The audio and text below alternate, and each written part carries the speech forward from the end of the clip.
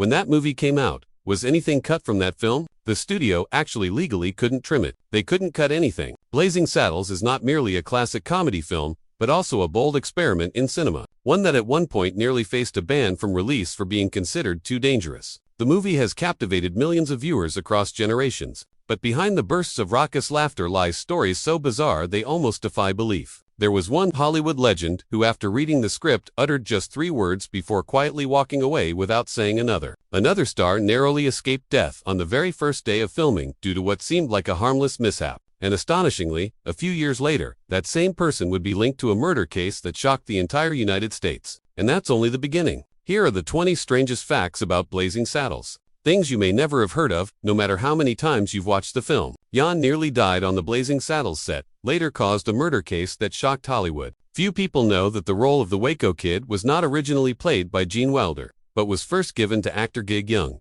The reason he was chosen was obvious. He had just won an Oscar and had the perfect look for the character. A legendary gunslinger who had fallen into alcoholism, exhausted, and adrift. From Young's wary, languid, and somewhat worn-out appearance, director Mel Brooks believed he hardly needed to act because he was the Waco Kid in real life. The first day of filming took place at the Warner Brothers studio in Burbank, California. The opening scene for the Waco Kid was set in a jail cell, marking the character's first appearance. The camera was ready, lighting and sound were perfect, everything under control. Gig Young walked in, hit his mark, and everything seemed smooth. But just minutes later, before he could even finish his first line, he began to tremble violently. At first, the crew thought it was his way of getting into character, but the shaking quickly spiraled out of control. His entire body convulsed. His face turned pale and cold sweat beaded on his forehead. Suddenly, he doubled over and vomited bile right there on set. The crew froze in shock. A few even laughed, assuming he was adding a little extra flavor to the role. It wasn't until Young staggered, nearly collapsing to the floor,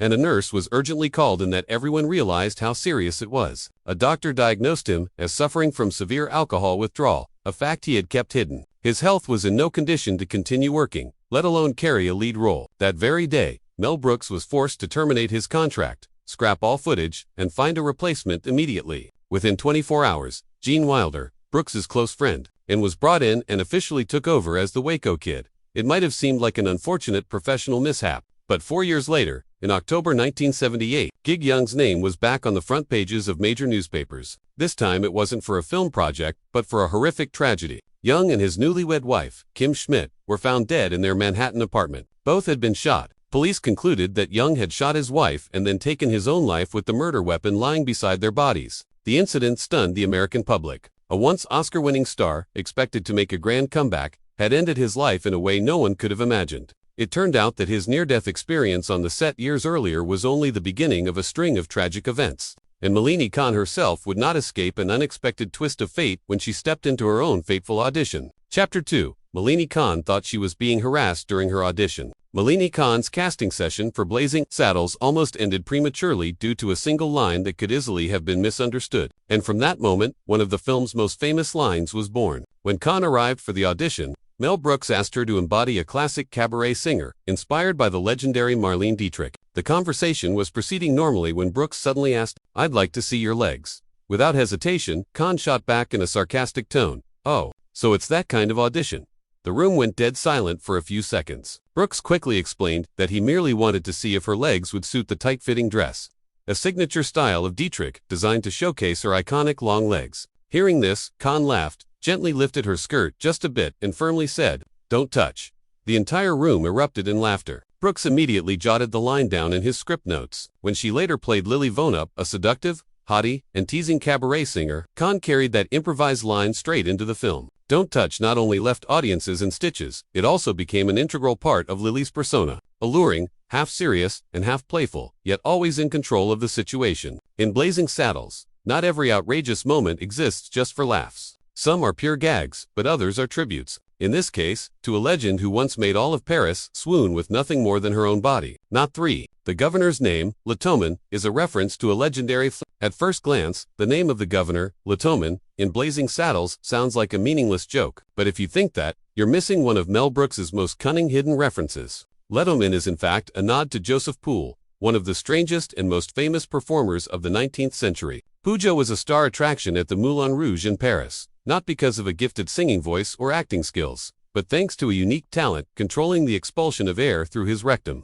On stage, he could blow out candles from a distance, inhale cigarette smoke through his rear, and produce an array of tones and rhythms unlike anything audiences had ever heard before. Every show was sold out at the height of his fame. He was one of the most sought-after comedic entertainers in Europe, drawing crowds that included both aristocrats and politicians. Known for never missing a chance to lampoon both high culture and low culture, Mel Brooks gave his fictional governor this peculiar name as a bizarre yet deliberate tribute. In the film, this governor holds executive power over an entire state, yet ultimately does nothing but pass gas, rubber-stamp nonsense, and issue absurd decrees. Unlike many characters who were cut from Blazing Saddles and vanished completely, this one became a lingering presence, encapsulating the film's satirical and irreverent spirit.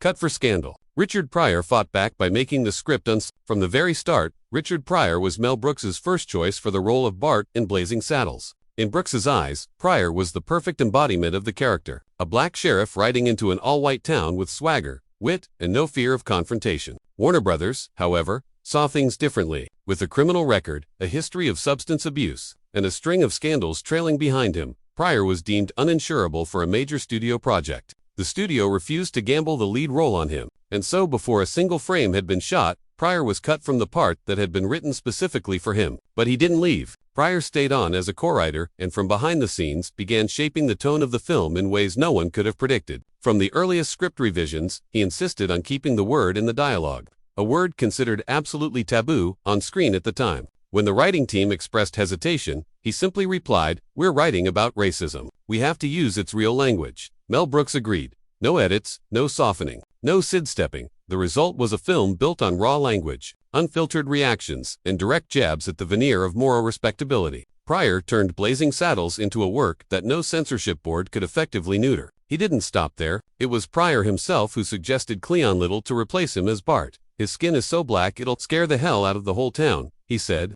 And Little went on to craft a Bart who was calm, razor sharp, and would become an iconic figure in Hollywood history. And beyond all of this, did you know there was yet another legend who, after reading just a few pages of the script, quietly turned it down for a reason absolutely no one could have imagined? Number 5. John Wayne declined a role because it was too dirty for his serious cowboy image. When the script for Blazing Saddles was finished, Mel Brooks harbored the bold hope of casting John Wayne in a key cameo as the quintessential face of the American West.